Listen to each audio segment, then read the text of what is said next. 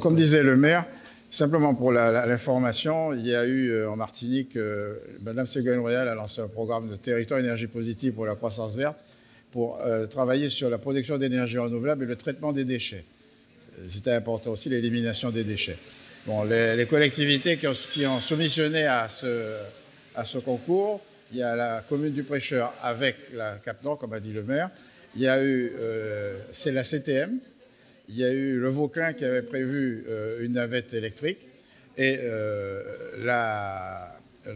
comment dirais-je, l'Espace Sud qui a prévu, elle. Donc dans ce programme-là, l'Espace Sud et la mairie du Prêcheur avaient à la fois la production d'énergie électrique en autoconsommation pour le bâtiment et pour la recharge de véhicules. Donc les deux qui avaient pris cette solution-là, c'est le Prêcheur et l'Espace Sud.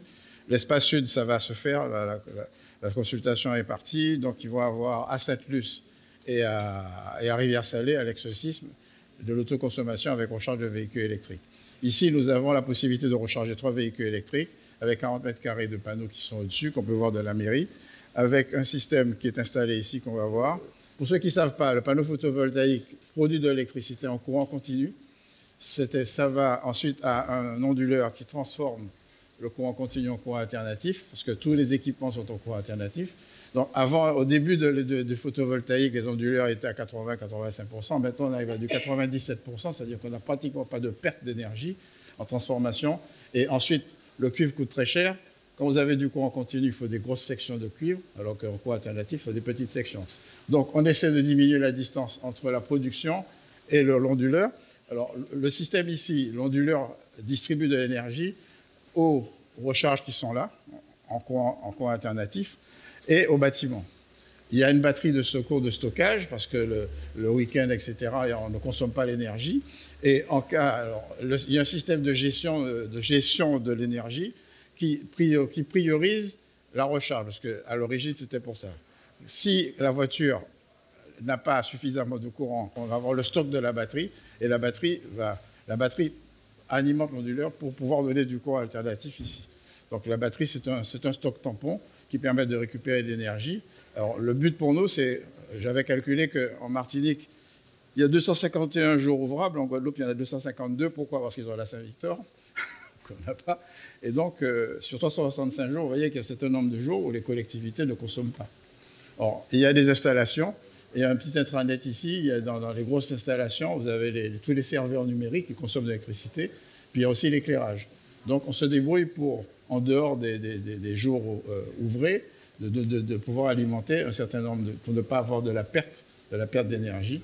Donc on va regarder l'installation, elle est simple. Ce local, c'était le local informatique. Il est climatisé 24 heures sur 24, donc l'énergie produite alimente le climatiseur. Ici vous avez l'onduleur qui reçoit directement le courant, là, vous voyez, il reçoit directement le courant, et ensuite il alimente la batterie quand il n'y a pas d'utilisation des chargeurs, et ça c'est le système de gestion avec la protection, etc. C'est pas trop compliqué. Et puis là vous avez les bornes de recharge qui sont là. Ça c'est la prise de recharge rapide. Normalement avec ta prise de recharge rapide, on doit pouvoir faire 30%, donc 50% de recharge de batterie en une demi-heure, si ma mémoire est bonne.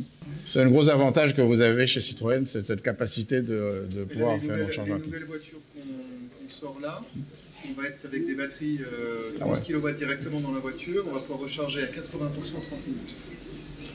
Parce que le gros avantage, le but, ici on a 3 possibilités de recharge. Alors, il y a la possibilité de recharge douce avec la prise classique que vous connaissez, 3 broches. Là, ça prend du temps. Voilà, c'est ça.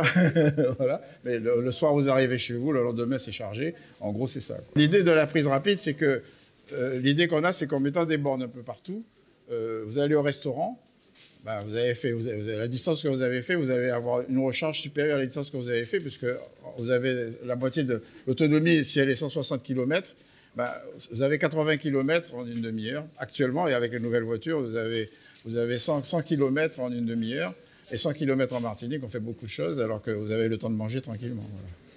Donc, c'est-à-dire que c'est une méthode de réflexion qui est différente. On va à la Ménard, on a une journée pour pouvoir charger. On va chez l'opticien, on a une demi-journée. On va au cinéma. C'est pour ça qu'ils ont mis des bornes de recharge à Madiana. Au fur et à mesure, il y aura les bornes qu'il faut, parce que c'est le nombre de voitures électriques en face.